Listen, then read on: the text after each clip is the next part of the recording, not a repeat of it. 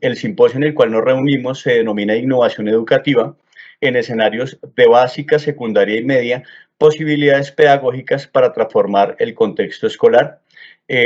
Soy Juan Carlos Piñero Suárez, quien va a dirigir los empalmes en cada una de las ponencias y soy docente de la Secretaría de Educación de Bogotá, Colombia. En una primera etapa voy a hacer la presentación de cada uno de los ponentes. Empezamos con la docente Jenny Rojas, quien es licenciada en Educación Básica con énfasis en inglés de la Universidad Distrital, magíster en Educación de la Universidad Santo Tomás, docente de nivel C1 del British Council, docente de la Secretaría de Educación en el Colegio Carlos Albano Holguín y va a dar inicio con la ponencia de la enseñanza del inglés, una propuesta didáctica desde el ser para habitar en el mundo. En segundo lugar tenemos al profesor Jesús Antonio Cerón Molina. Él es licenciado en Básica con énfasis en Matemáticas, Humanidades y Lengua Castellana de la Universidad Pedagógica y Tecnológica de Colombia, especialista en didáctica de las matemáticas para la educación básica de la misma universidad, magíster en Educación de la Universidad Externado de Colombia, candidato a doctor en Educación y Sociedad de la Universidad de La Salle y el docente de la Secretaría de Educación en el Colegio Leonardo Posada Pedraza. La ponencia que nos va a presentar se denomina Lenguaje de Programación para Niños y Niñas, Perspectivas Conectadas y Desconectadas en la Educación Básica. En tercer lugar tenemos a John Edwin Valencia, licenciado en Educación Física de la Universidad de Cundinamarca, magíster en Actividad Física y Salud de la Universidad del Rosario, candidato a doctor de la Universidad del Magdalena, docente de la Secretaría de Educación en el Colegio Porfirio Barba Jacob y su ponencia se denomina Historia de Vida deportiva, un componente del saber docente de educación física en la configuración del conocimiento didáctico del contenido. En cuarto lugar nos acompaña el profesor Miller Alfonso Díaz Parra, licenciado en Educación Básica con énfasis en Ciencias Sociales de la Universidad Pedagógica Nacional, magíster en Educación con énfasis en Pedagogía de las Ciencias Sociales de la Universidad Externado, estudiante del doctorado en Educación de la Universidad Pedagógica Experimental El Libertador y docente de Ciencias Sociales, Económicas y Políticas del Colegio Carlos Albano Holguín. Su ponencia se denomina Formación de Pensamiento Crítico a partir de ejercicios de lectura compartida y prácticas filosóficas. Bueno, cerramos con la persona que les habla, Juan Carlos Piñero Suárez, licenciado en Educación Física, Recreación y Deporte de la Universidad Pedagógica Nacional, especialista en Pedagogía de la Recreación de la Fundación Universitaria Los Libertadores, magíster en Pedagogía de la Universidad de La Sabana, doctor en Educación y Sociedad de la Universidad de La Salle y docente de la Secretaría de Educación en el Colegio Carlos Albano Holguín. Mi ponencia se denomina Educación Holística en Básica, Secundaria y Media, Retos y Oportunidades.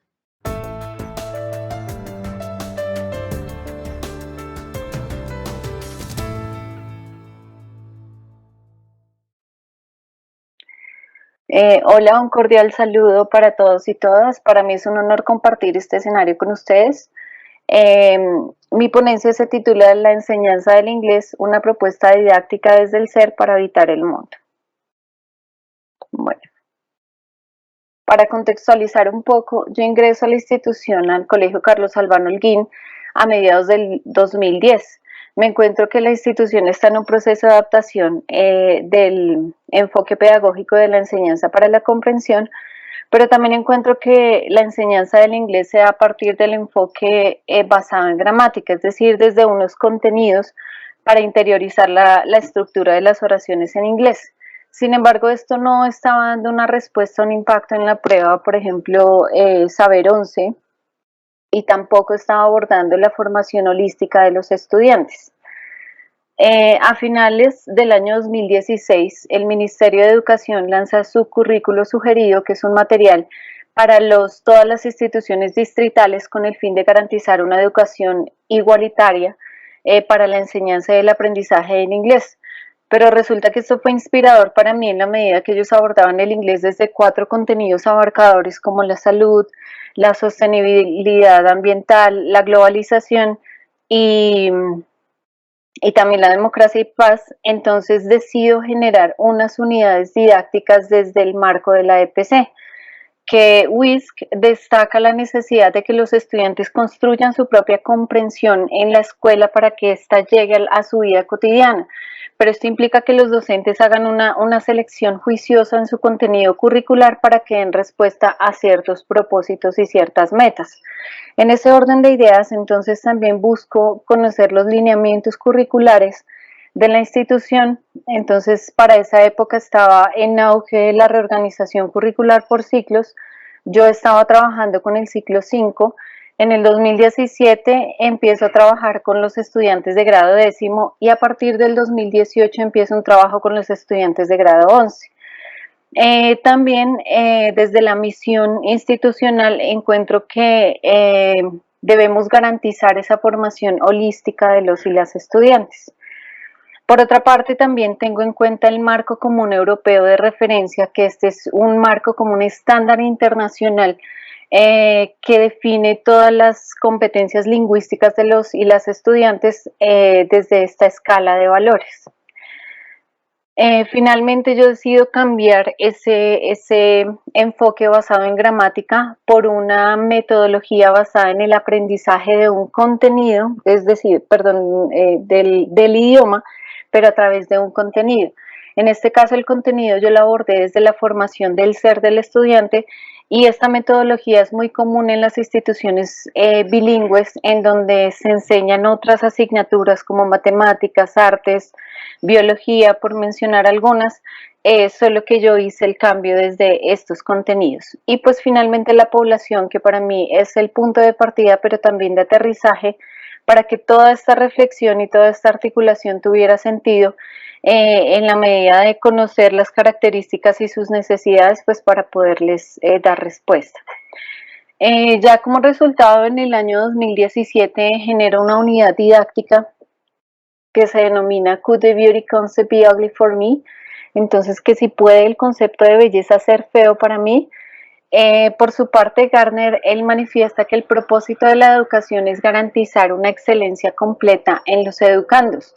Esta virtuosidad tiene que ver con el conocimiento, con la valentía, con ser leal, justos, fuertes, ágiles físicamente, pero también él destaca desarrollar el sentido de la belleza en asuntos del cuerpo y del espíritu. Entonces abordamos el tema de la belleza desde diferentes culturas y esto abrió el espacio para que los estudiantes reflexionaran sobre su propio autoconcepto y miraran como ese ser único que son por encima de todos estos estereotipos de la belleza. Estas imágenes que ustedes ven aquí corresponden a la etapa final de síntesis, en donde ellos enviaron unos mensajes ya positivos de respeto y amor por sí mismos. En el año 2018, con grado undécimo, entonces es importante, digamos, desde las habilidades para el siglo XXI, hay una en especial que habla sobre la colaboración. Entonces aquí los estudiantes desde este principio realizaron una intervención de investigación en los grados inferiores, indagando sobre su proyección vocacional. Estas fotos corresponden al día de la socialización de sus hallazgos, pues que tenía también como proyección o estaba proyectada a su vida laboral y proyecto de vida. Ya para el año 2019, con la unidad busco orientar y consolidar el proyecto de vida de los estudiantes. El título de la unidad es What I'm Brilliant At, en qué soy bueno, para qué soy muy bueno. Entonces aquí ya trabajamos la habilidad creativa de las habilidades para el siglo XXI y aquí les demandó a ellos esas ideas novedosas porque tenían un alto grado de responsabilidad ya que hablaban sobre su propio proyecto de vida, pues para cumplir con este objetivo. Entonces como resultado se generó un libro que compilaba todas las biografías de los estudiantes. Ya pues en el año 2020 con la pandemia pues esto dificulta los procesos de enseñanza y aprendizaje. Sin embargo, en el 2021 y con la asistencia escalonada de los estudiantes, entonces genera un juego de mesa en inglés, ya teniendo en cuenta los estudios en donde decían que más del 94% de la población estudiantil se había visto afectada debido a esta problemática. Entonces desde la estrategia Design Thinking, que como el corazón digamos, de esta metodología de innovación, es la empatía, entonces decido crear un juego. El juego también articula los niveles de la comprensión, los niveles de inglés, el proyecto de vida de los estudiantes, pero también algunos principios de la prueba Saber 11. Ya en este año, desde una reflexión, empiezo a ver cómo entidades, digamos a nivel mundial, como la ONU, el Banco Mundial, empiezan a generar unas propuestas desde un enfoque de género, y también en la institución ocurre una situación de agresión entre niñas de grado 11, en donde una niña de nacionalidad venezolana también está involucrada. Entonces todo esto me lleva a reflexionar y decido generar una unidad también con enfoque de género. Aquí los estudiantes se acercan a terminología relacionada con género con el fin de combatir estereotipos acerca de este campo, también a controlar el lenguaje sexista dentro del aula, pero también se da lugar a hablar sobre la equidad de género y a darle lugar, empoderar a las niñas y a las adolescentes de estos grados.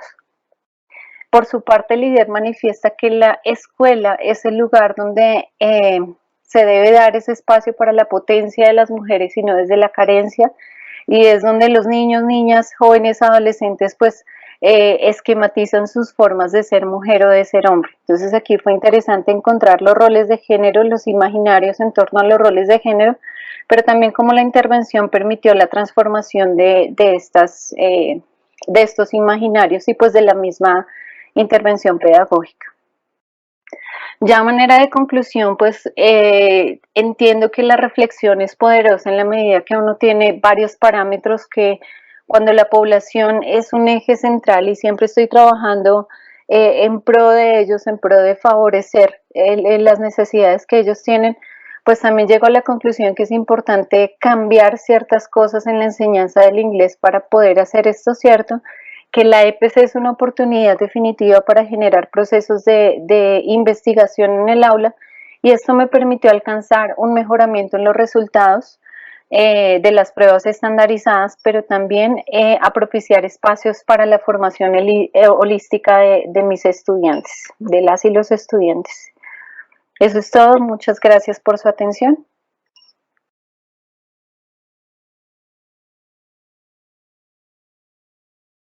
Muy buenas tardes para todos los asistentes. Mi nombre es Jesús Antonio Cero Molina. El tema de la siguiente intervención está enfocada en el lenguaje de programación para niños y niñas, perspectivas conectadas y desconectadas en la educación básica.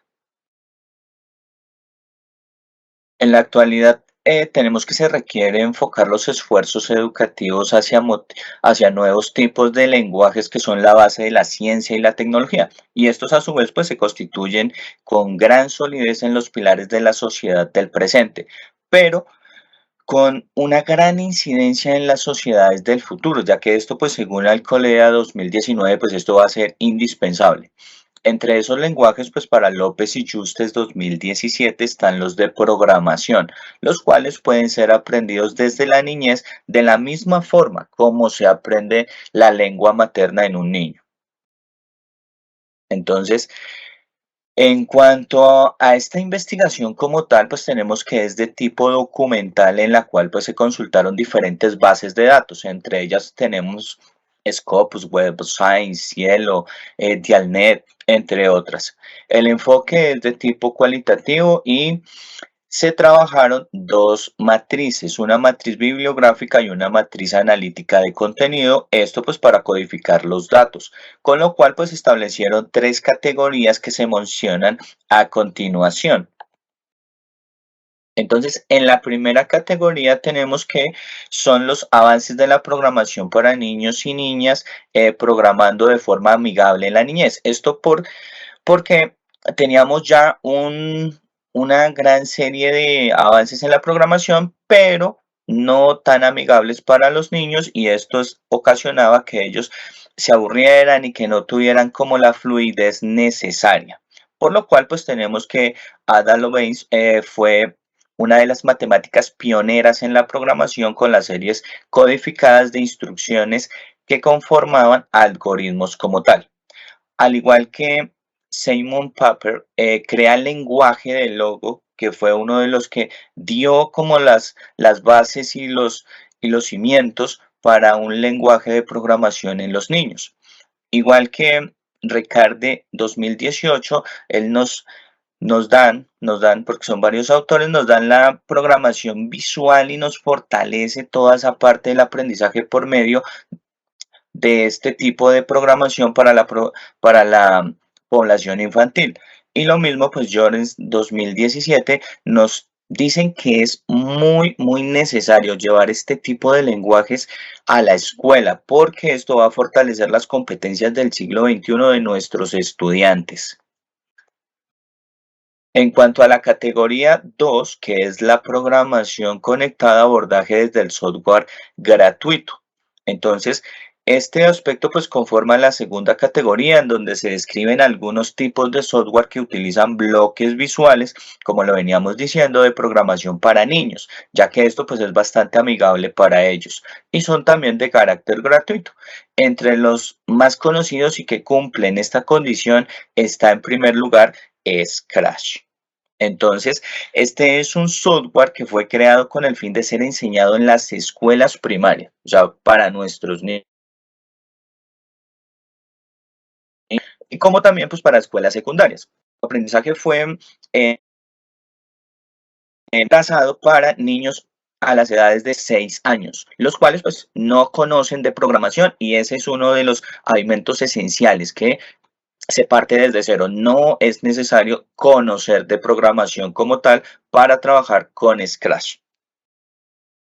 Otro de los software recomendados y que se trabaja bastante a nivel infantil, según Velázquez 2021, por medio de juegos y películas populares, se enseña a programar desde la edad de los 3 años.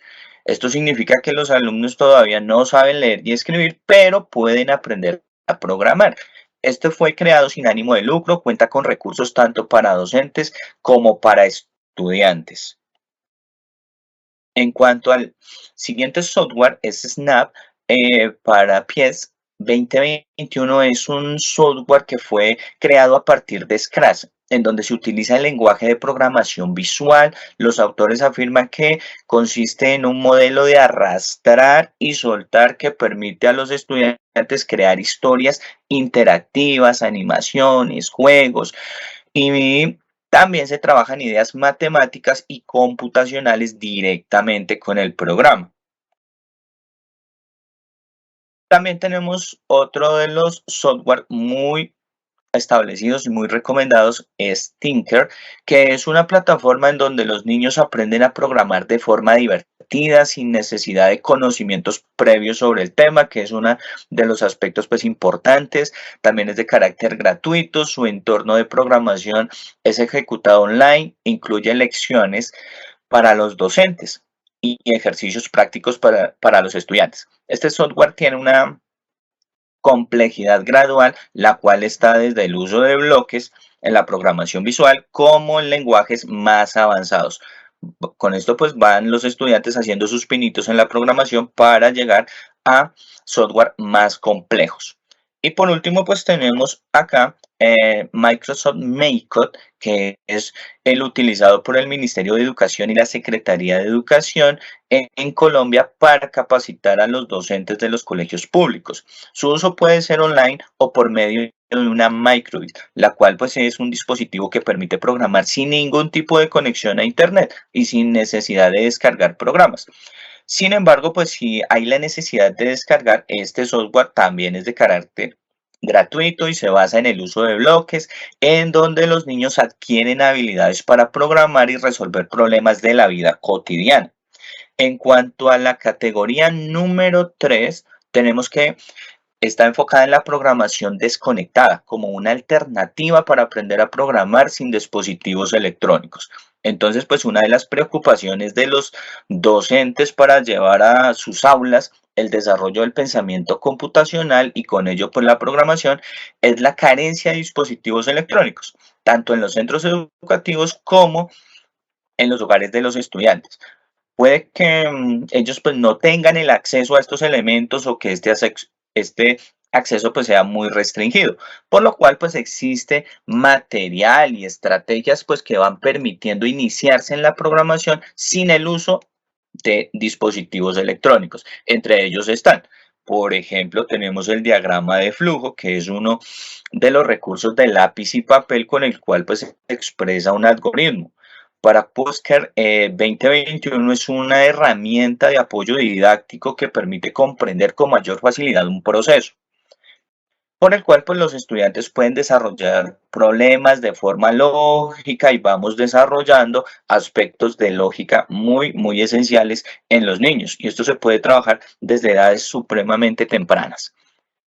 Pero también pues tenemos actividades kinestésicas en donde se utiliza el cuerpo pues como herramienta para aprender a programar. Esto quiere decir que a través de coreografías un estudiante puede aprender a establecer diferentes patrones de movimiento en donde se siguen pues de la misma manera a establecer parámetros que lo llevan a aprender a programar a través pues del movimiento de su cuerpo. En la categoría 3 también tenemos actividades con recursos didácticos con material concreto. Estos recursos tales como el Tangram, los rompecabezas conforman aspectos de algoritmia que son pues esenciales para que el estudiante adquiera conocimientos básicos en cuanto a la informática y en cuanto a las matemáticas como tal. Y esto pues le puede ayudar a establecer características fundamentales en el desarrollo de la programación desde la niñez, porque el estudiante pues aprende a distinguir figuras que encajan dentro de un todo y para esto pues es necesaria la repetición hasta encontrar la solución al problema. Lo que estaríamos llamando en programación va depurando un determinado problema. También tenemos diferentes juegos de mesa, entre ellos uno de los más conocidos es Cut and Go y consiste en desplazar un ratón hasta un queso por medio de tarjetas, las cuales pues indican la dirección y la acción que va realizando este personaje, por lo cual pues el jugador establece secuencias lógicas, pasos para conseguir el objetivo propuesto.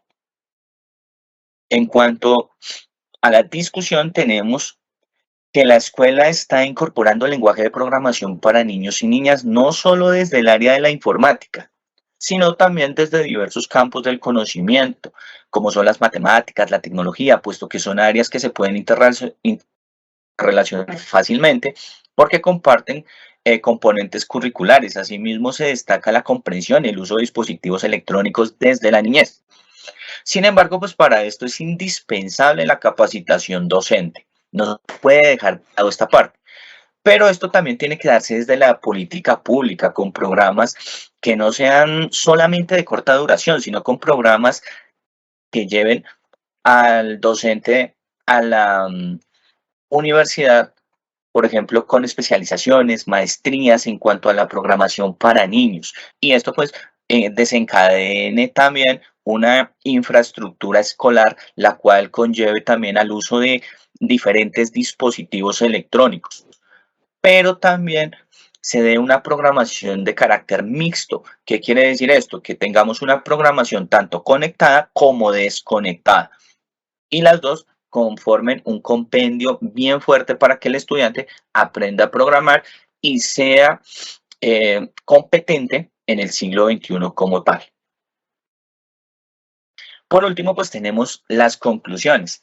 La primera conclusión es que en el lenguaje de programación se presentan aspectos fundamentales para comunicarnos con las máquinas y esto pues nos permite desarrollar y tener soluciones a diferentes problemas de nuestro entorno, pues ya que son la herramienta precisamente para solucionarlas y en nuestra sociedad actual pues esto es de carácter fundamental, ya que estamos rodeados de elementos que tienen que ver con programación. En cuanto a la segunda, las políticas públicas deben favorecer la enseñanza del aprendizaje de los lenguajes relevantes en la sociedad actual. Con esto, pues, alfabetizar en la comprensión y el uso de la tecnología. Recordemos que no solamente es consumir tecnología, sino ser prosumidores, que nuestros estudiantes aprendan también a construir esa tecnología. En cuanto a las estrategias didácticas, también tenemos que es súper importante tener claro que debemos desarrollar esas estrategias de forma motivante, que sean relacionadas con problemas del mundo real, que esa es otra de las quejas de nuestros estudiantes, que no pueden aprovechar esos conocimientos en el mundo real, en donde se fomente pues el trabajo en equipo, se promueva la participación de los estudiantes y con esto desarrollar sus habilidades en la programación.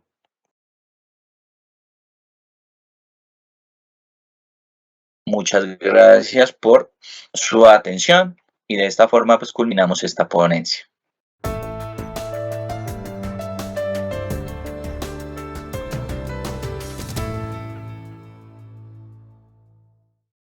Bueno, muy buenas tardes.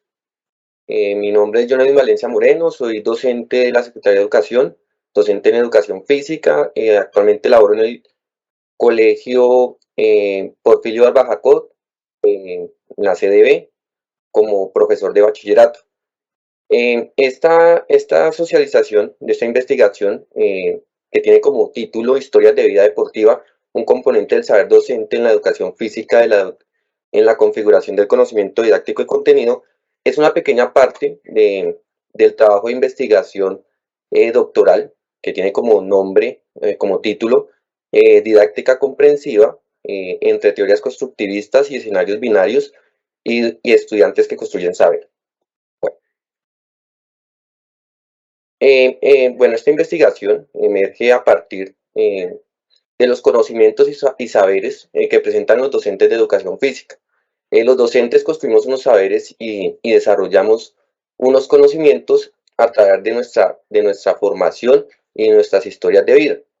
Al relacionar estos conocimientos y saberes con el desarrollo de habilidades y prácticas docentes durante los procesos de enseñanza, encontramos que hay muy pocas evidencias y poco se conoce sobre estos saberes y conocimientos que adquieren los docentes a través de su experiencia laboral, a través de su formación académica y cómo estos permiten desarrollar los procesos de enseñanza en la acción pedagógica. En este sentido, la justificación de esta investigación es interpretar y caracterizar las historias de vida de los docentes de educación física para comprender su incidencia en los procesos de enseñanza y aprendizaje escolar. La pregunta en esta investigación es: ¿cuál es la incidencia de las historias de vida de los docentes antes de su formación académica en los procesos de enseñanza escolar?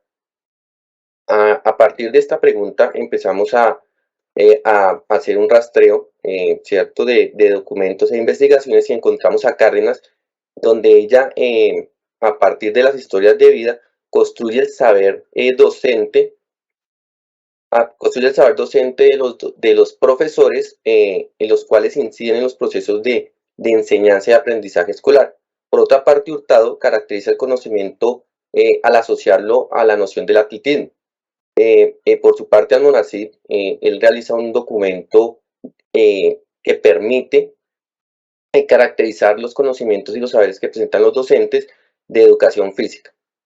En cuanto a los referentes teóricos, nos apoyamos en el trabajo de Schulman, el cual tiene como título Conocimiento didáctico de contenido. En este trabajo, Schulman expone que el conocimiento didáctico de contenido son todos esos conocimientos que presentan los docentes que le permiten desarrollar sus procesos de enseñanza en el contexto educativo. Este conocimiento didáctico de contenido emerge en España a partir de la resignificación de la didáctica, que permitió mejorar unos procesos educativos en este contexto. Por otra parte, Portland y sus colaboradores caracterizan los saberes docentes en los siguientes: en el saber académico, el saber que construye el docente a través de la experiencia, el saber a partir de las teorías implícitas, y también sobre las rutinas y guiones. Por su parte, Camelloni establece los siguientes saberes: el saber basado en las creencias, el saber ordinario, el saber pseudo erudito y el saber erudito. Este último es el que logra articular y asociar todas esas teorías y teorías pedagógicas y epistemológicas en el acto educativo. La metodología utilizada en esta investigación fue un enfoque cualitativo con diseño metodológico en etnografía educativa. La etnografía educativa permite al investigador ingresar al contexto educativo, realizar observaciones, entrevistas y de esta manera poder determinar todo lo que acontece en este contexto. Los instrumentos utilizados fue la entrevista semiestructurada, que se aplicaron a 4 informantes claves, un docente por cada institución educativa.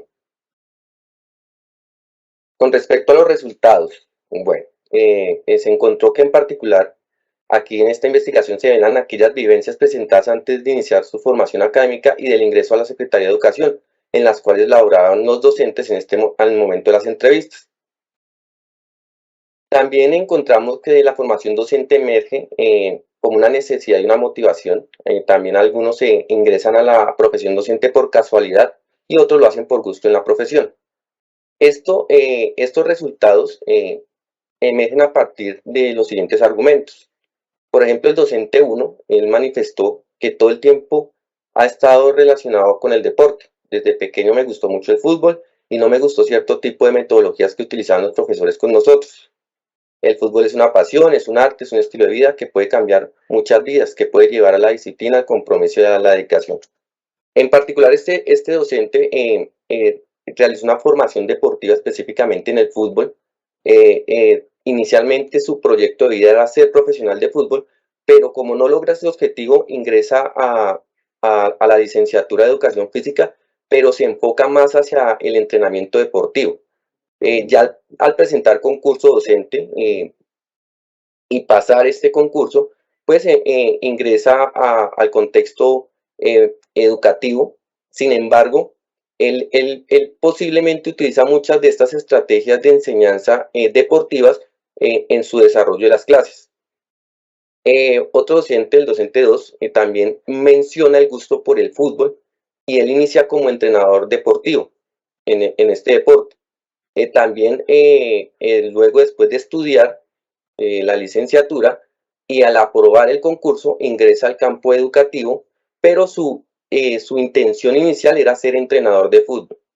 Entonces es posible que él utilice muchos de estos recursos, ciertos elementos de enseñanza deportiva y competitiva en sus diferentes clases.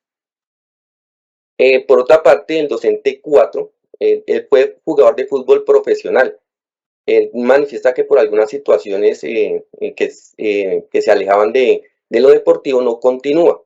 Esto le generó la oportunidad de adquirir una beca y formarse como profesor de educación física en Cuba, y al regresar al país, también por concurso, ingresa a la Secretaría de Educación, pero él también su propósito inicial era ser entrenador de fútbol. Finalmente encontramos la docente 3, quien dice que de pronto a mí me gustaba en la parte deportiva, que ella era muy activa en el colegio y siempre le gustaba participar en los torneos, en las prácticas deportivas de baloncesto, de voleibol, en fútbol, en todo lo que tenía que ver con la lúdica, el movimiento y el deporte.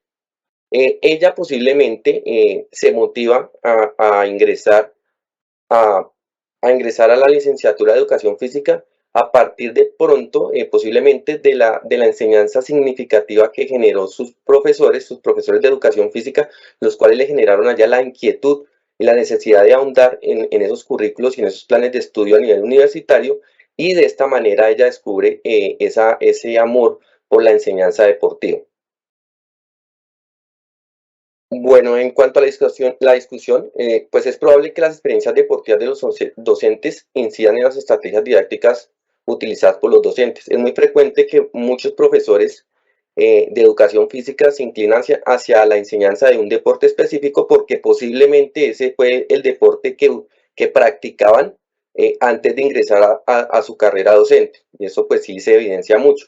Generalmente muchos profesores que practicaban fútbol, cuando ingresan a sus procesos de enseñanza, enseñan en su gran mayoría fútbol y olvidan de pronto la enseñanza de otras alternativas deportivas, lúdicas, inclusive la parte de la danza.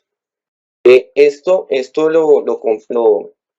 Esto lo contrasta Vera, quien dice que la aplicación de una didáctica específica de la educación física parece estar más cerca a las creencias de forma de la identidad docente que del dominio del conocimiento del contenido. Por lo tanto, el aprendizaje de los estilos de enseñanza necesita el conocimiento de las características personales.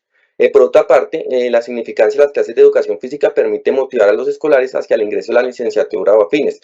Esto lo corrobora Valencia y Ayala cuando en su estudio encontraron un crecimiento de las licenciaturas de educación física y afines, ¿cierto? Esto es posible porque la enseñanza de la educación física de una u otra manera se ha transformado y esto hace que muchos estudiantes al terminar el grado 11 se inclinen por ahondar y estudiar la licenciatura y afines. Y finalmente el deporte competitivo es una opción de vida. Barbiera expone que el docente de educación física puede promover en los escolares una educación física que trascienda en sus posibilidades de vida. Bueno, en las conclusiones se expone que la exploración y la práctica deportiva en diferentes grupos deportivos estimulan el agrado por la enseñanza. Entonces acá concluimos que si el estudiante encuentra un buen docente de educación física, posiblemente puede motivar a muchos estudiantes a estudiar, ¿cierto? Ingresar a la profesión docente desde este campo o inclusive de la ciencia, en el campo de las ciencias de la medicina.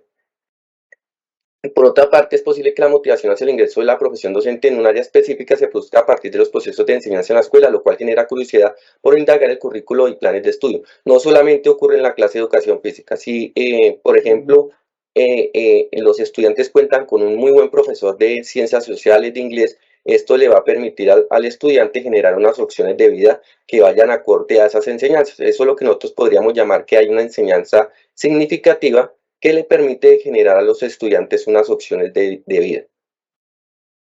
Finalmente, probablemente los imaginarios de los docentes antes de ingresar a la academia fue la enseñanza deportiva con fines de competitivos. Esto pues sí es más específico en muchos profesores de educación física que piensan que pronto ingresar a la carrera docente es enseñar deportes específicos para fines competitivos y en esa manera se alejan de toda esa enseñanza comprensiva o enseñanza para la vida, donde no es solamente enseñar esta parte a nivel competitivo, sino que desarrolla otros componentes como por ejemplo el aspecto socioemocional.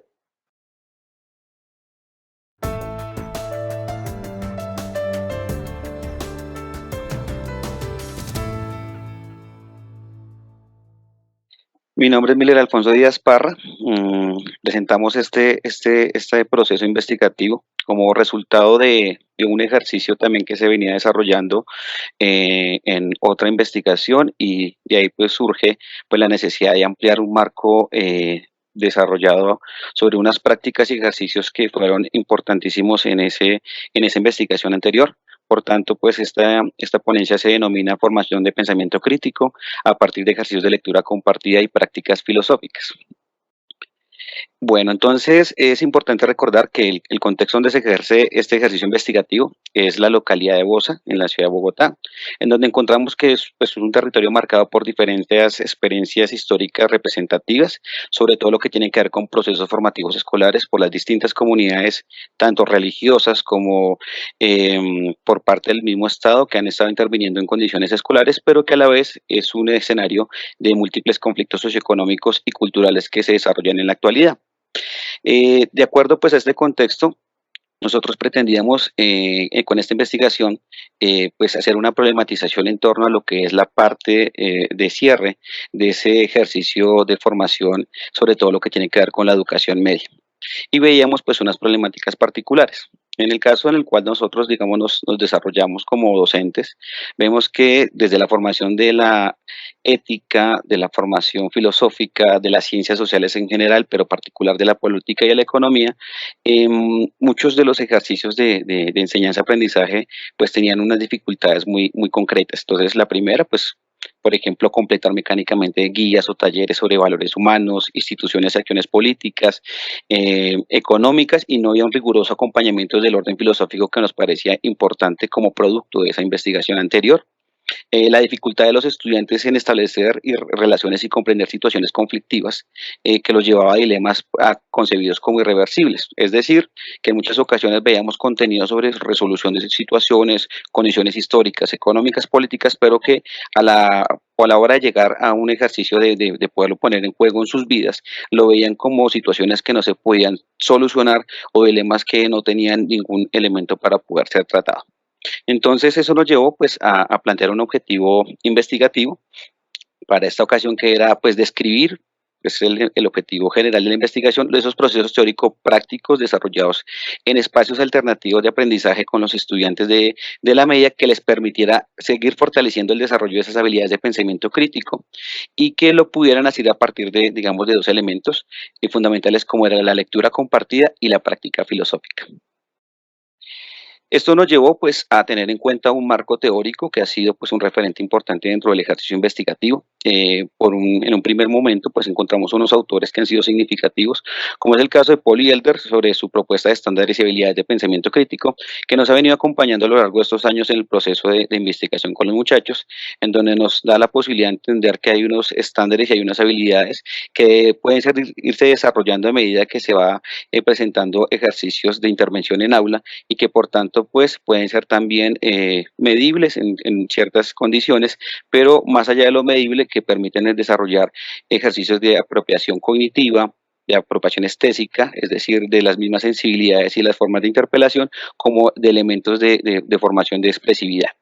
Por otro lado, para esta ocasión también retomamos los aportes del Centro Educativo para la Creación Autónoma de Prácticas Filosóficas, CECAFPI, que nos ha permitido desarrollar un abanico de actividades que nos fortalecen los procesos de habilidades de pensamiento crítico y de práctica filosófica, que han sido fundamentales.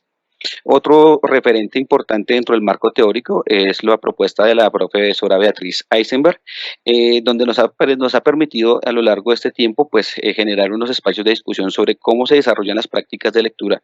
Ella lo hace particularmente desde la historia. Nosotros tratamos de transversalizar este ejercicio y encontrar esos puntos importantes de la lectura compartida, apropiándose de la historia, de la economía, de la política, y pues como referente transversal de la filosofía y de la ética. Por otro lado, también encontramos la propuesta de Sumi Asher, que hace parte de este Centro de Creación Autónoma de Prácticas Filosóficas, y él nos permitió desde el ejercicio de qué es la práctica filosófica y sus componentes poder entender un poco más cuáles son las dimensiones de la práctica filosófica y cómo puede transversalizarse la enseñanza de las ciencias sociales, de la ética, de la política y de la economía. Y por último, pues retomamos la propuesta de Gómez y Puentes en cuanto a las organizaciones de las unidades didácticas que nos llevarían al desarrollo como tal de esta actividad. Esta investigación se lleva desarrollando desde el año 2021, vamos con el 2022, y digamos que tiene estos componentes en cuanto a los autores, y encontramos también unas herramientas de lectura mediadoras del proceso de aprendizaje que han sido fundamentales. Entonces, por eso es importante reconocer que si hablamos de lectura compartida de práctica filosófica, debe haber algo que entrelace esos elementos. Por eso retomamos unos textos que han sido importantes dentro del acompañamiento. Los primeros, el texto ¿Qué haría Marx?, el texto de ¿Qué haría Nietzsche? Y la política explicada para niños y jóvenes, fueron los textos orientadores de las prácticas filosóficas que se desarrollaron al interior del aula con los estudiantes de grado 10º el año anterior, 11 este año, y que les ha permitido pues relacionar estos ejercicios de práctica compartida, de lectura y de filosofía. Y los que encontramos en la parte de abajo, él hizo un relato de filosofía para niños, y el Hospital de Muñecas fueron los textos que han venido acompañando el proceso de lectura compartida que los estudiantes de grado 11 han venido implementando, con un ejercicio también de trabajo con los estudiantes de grado primero y grado segundo, en donde ponemos en práctica todos los saberes que hemos venido adquiriendo a lo largo de estos años. La metodología. Bueno, en cuanto a la metodología, pues se tuvo en cuenta que parte desde el enfoque, digamos, un enfoque mixto, a partir del paradigma pragmático y un diseño concurrente. Entonces, se tiene en cuenta pues desde el enfoque cuantitativo, cuestionarios como instrumentos de recolección de datos. Para eso tenemos las pruebas HAPE-IT adaptadas para la investigación, y desde el enfoque cualitativo, las técnicas de la observación participante, el grupo focal y la entrevista semiestructurada. La muestra con la que se ha venido desarrollando la investigación ha sido de 97 estudiantes suscritos en cada nivel o grado de la jornada tarde del Colegio Carlos Albán, en edades comprendidas entre los 14 a los 19 años. En cuanto a los resultados, pues digamos que en este momento podemos desarrollar una sistematización que es lo que hemos venido haciendo. Encontramos pues dos elementos, unos resultados desde el orden cuantitativo y otros desde el orden cualitativo. Entonces, desde el orden cuantitativo, pues encontramos que haciendo la contrastación de los ejercicios desarrollados previamente a la investigación, es decir, a la investigación que ya hemos desarrollado en el año anterior, encontramos que los estudiantes, en cuanto al desarrollo de habilidades de pensamiento crítico, aunque no se alcanzaron los niveles desarrollados en el año 2019, cuando se entendía que pues, habían encontrado pues, dinámicas particulares dentro de las condiciones institucionales, prácticas de aula, ejercicios de lectura, de escritura y a la vez de expresión verbal en un grado avanzado. Para el 2022, que es cuando hacemos la última intervención con las pruebas, nos damos cuenta que los estudiantes han sido más conscientes del tipo de desarrollo de habilidades de pensamiento crítico y desde ese punto hasta dónde han podido alcanzar pues, las dinámicas prácticas del pensar, del reflexionar y del apropiar, no solo un determinado contenido, sino una situación dilémica que puede ser llevada a cabo en un ejercicio de aula. Por eso vemos que, digamos, al contrastar los resultados para el año 2022 con relación al año 2019, que es el año en donde más se desarrollan habilidades, que pasan el 90%, para el 2022 encontramos que estamos sobre un 60% y que eso ha permitido pues, ser más conscientes sobre el ejercicio desarrollado. En cuanto a las habilidades de lectura crítica, que son las que hemos venido desarrollando con la propuesta de lectura compartida y expresión verbal en el aula, sí vemos que se ha desarrollado digamos, unos elementos muy particulares dentro de lo que nosotros denominamos los niveles de lectura, que les ha permitido a los estudiantes afianzar un poco más esos ejercicios de leer y aprender sobre lo que leen, poderlo llevar a un escenario y obviamente poderlo desarrollar con otras personas de las cuales pues previamente no lo habían podido desarrollar. Y por último, pues la expresión verbal en el aula, los estudiantes reconocen que a partir de los ejercicios desarrollados el año anterior con este proyecto y poderlo también llevar a cabo a otros escenarios, como es el de las prácticas de lectura con los estudiantes de primaria y los ejercicios que se desarrollaron este año sobre el proyecto Civics de formación política, pues les permitió mejorar estos ejercicios de expresión verbal en el aula. Por último, pues retomamos unas entrevistas realizadas a los chicos, en donde pues ellos también percibían que habían mejorado mucho en la parte analítica, en la parte interrogativa, al poder leer mejor y escribir mejor.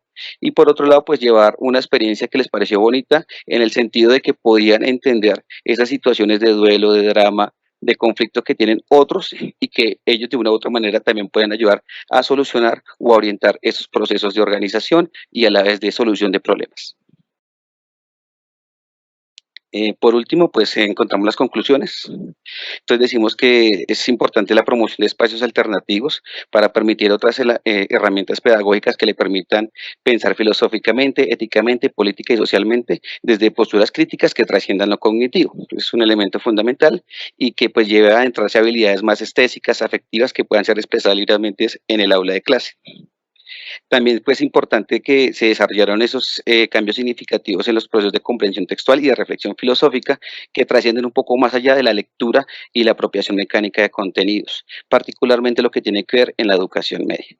Y por último, pues al poder intercambiar esos saberes e interpretaciones éticas, políticas y sociales entre los docentes, bueno, el docente, los estudiantes y el contexto, pues permite superar esas afirmaciones de que se vale todo en el proceso educativo y que realmente se puede posibilitar un pensamiento reflexivo que se basa más en la comprensión y la aprehensión lúdica de esas prácticas de la filosofía cotidiana que pueden ser llevadas a cabo en las áreas de ciencias sociales, de formación ética, de economía y de política. Muchas gracias. No, muy amable, profe Miller.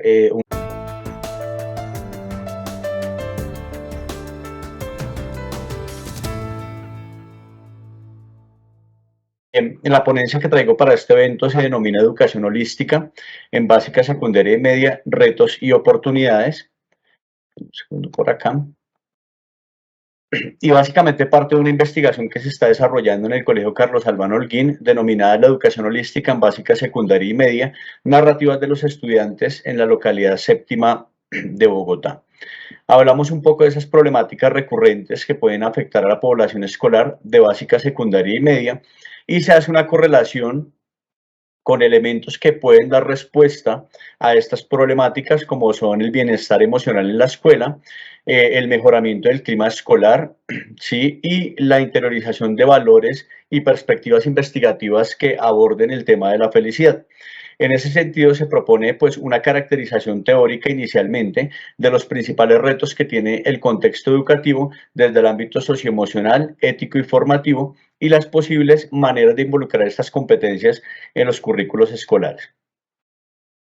Es un estado del arte para darle un poco de soporte teórico a la investigación, por lo tanto, pues es una propuesta de corte cualitativo, ¿sí? Donde hacemos una interpretación de diferentes textos, alrededor de 200 textos revisados en diferentes bases de datos que incluyen a universidades acreditadas en alta calidad. Y de esos 200 textos realmente se seleccionan al final 54 textos bajo criterios relacionados con pertinencia, relevancia y actualidad. Ya después de pasar por una matriz de análisis, tenemos que son 30 artículos académicos, 20 libros productos de referentes históricos en el campo de conocimiento, 4 tesis en diferente nivel académico, textos entre el 2011 y 2022 como referente cronológico, y digamos que hay unos teóricos en este estudio que están marcados por fuera, digamos, de estos lineamientos, ya que son pertinentes al objeto de estudio y la meta era tenerlos en cuenta por encima de las fechas que tenemos como parámetro. Y finalmente, pues emergen 3 tipos de problemáticas recurrentes después de hacer el rastreo bibliográfico, y a partir de ahí 3 categorías de análisis que nos permiten de una u otra forma profundizar en este campo de conocimiento. Encontramos que hay un uso excesivo e inadecuado de dispositivos tecnológicos y es una de las problemáticas que está afectando los contextos escolares. Básicamente en el año 2016 escribo un artículo para la Universidad Central donde trato de alertar un poco sobre el mal uso que se le puede dar a los dispositivos tecnológicos y a las redes sociales cuando no se tienen unas competencias socioemocionales de base que nos permitan distribuir el tiempo lúdico y tratar de alejarlo un poco de lo que debería ser el tiempo dedicado al conocimiento, dedicado al trabajo. Ya Vicario en el año 2019 nos dice que ese uso excesivo de dispositivos tecnológicos aísla a los estudiantes de los otros niños, específicamente entre las edades comprendidas entre los 10 y los 15 años, y que de una u otra forma esta problemática podría llegar a traer a largo plazo algunas problemáticas como depresión, como alteración en las conductas de los niños, como aislamiento y ansiedad, como lo afirma Puentes y Parra en el año 2014. La segunda problemática que encontramos en los contextos escolares de colegios públicos en esta localidad corresponde a la violencia familiar, emocional y social, y encontramos que la violencia intrafamiliar como un condicionante que determina las conductas de los estudiantes es un factor que debería comenzar a tenerse en cuenta, ya que la violencia intrafamiliar se replica en los escenarios escolares, tratando de una u otra forma de traspasar los límites del hogar a otros entornos como la calle o como la escuela. Por otro lado, pues trae unos efectos, digamos, de ansiedad también en los niños, trae efectos como el mal humor, como el deseo de no regresar al aula de clase. Y como lo dice Melgarejo 2011, también afecta notablemente el rendimiento académico de los niños. Ya tenemos que una de esas manifestaciones de la violencia que sale de la familia y llega al contexto escolar se manifiesta en una conducta documentada desde hace años y conocida como bullying, que el doctor Juan de la Cruz Jiménez hace, digamos, todo un trabajo de caracterización sobre el bullying en la escuela y nos habla de diferentes tipos de bullying. El bullying como el sometimiento a través de la violencia físico-psicológica por parte de un colectivo de forma reiterativa hacia otro grupo de estudiantes o un estudiante en particular. Y nos habla de que hay diferentes tipos de bullying. Tenemos el ciberbullying, el happy slapping, el bullying gay y el bullying social, entre otros tipos de bullying. Y estas conductas causan en los estudiantes pensamientos negativos que usualmente terminan en ideación suicida, ¿sí? En aislamiento del resto de compañeros, en poco deseo por asistir al aula de clase, Y por último, pues afectando social y emocionalmente las conductas de los niños que sufren este tipo de procesos. Ya desde el ámbito de soluciones frente a este tipo de problemáticas, que sería como la estructura o marco teórico que estamos proponiendo, hablamos del bienestar emocional en la escuela como esa posibilidad de tomar las emociones dentro de las aulas de clase desde un punto de vista neurobiológico, como lo propone Damasio, Otero del Garnel, Ginas Candel, Dean, entre otros teóricos, que nos indican obviamente por ser una estructura cerebral y dentro de una estructura cerebral estar compuestos estos diferentes elementos por redes neuronales que nos permiten dar respuesta en la medida en que se estimula, sería conveniente comenzar a fortalecer las emociones y alfabetizar emocionalmente, como lo plantea Vizquerra, en nuestros niños desde las primeras etapas del conocimiento. Por otro lado, Ana Forest nos indica que para generar ese bienestar es conveniente alternar materias o áreas duras del conocimiento por áreas que, digamos, se direccionen hacia el aspecto emocional. En su libro Los neuromitos, pues nos habla de áreas del conocimiento como la música, como el arte, como la danza, como la educación física, combinadas con las áreas que trabajan un poco más ese aspecto cognitivo para así no llegar a la saturación cognitiva.